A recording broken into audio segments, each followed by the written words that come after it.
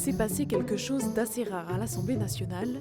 Les députés français ont voté à l'unanimité en faveur d'une proposition de loi. Pour 183, contre 0, l'Assemblée nationale. Celle qui supprime le vote assis debout, permettant ainsi de corriger une inégalité pour les élus en situation de handicap.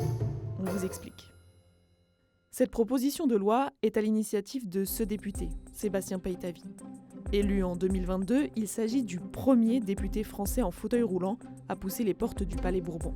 Nous nous réunissons aujourd'hui pour s'assurer que chacun et chacune ici puisse pleinement remplir son rôle de député. Ce texte est certes symbolique, mais il vient rappeler que c'est le manque d'adaptation de l'environnement qui vient générer un handicap, pas la situation physique d'une personne.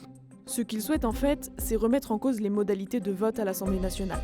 Car la règle c'est 1. L'Assemblée vote à main levée. 2. S'il y a un doute, on peut procéder au vote par assis et levé. Et si cela est encore trop serré, on procède alors souvent au vote électronique. Sauf que pour une personne en fauteuil roulant, le vote assis debout, eh bien c'est impossible. Cette situation n'a rien de théorique.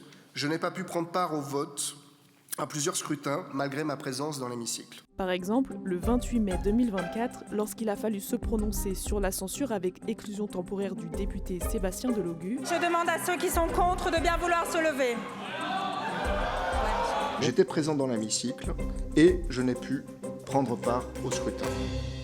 Alors, au-delà de cette suppression du vote assis debout, le député pointe en fait un manque d'inclusivité et d'égalité à l'encontre des personnes en situation de handicap dans l'Assemblée nationale. De façon totalement ubuesque, je n'avais pas non plus pu prendre part au vote lors de l'élection de la présidence de l'Assemblée le 18 juillet dernier, parce que l'on refusait de descendre l'urne située en haut des escaliers. Mais aussi, de manière plus générale, en France. Par exemple, sur 800 000 lieux classés dans la catégorie des établissements de proximité recevant du public, les commerces, les hôtels, les cafés, les restaurants, 560 000 ne sont toujours pas accessibles aux porteurs de handicap.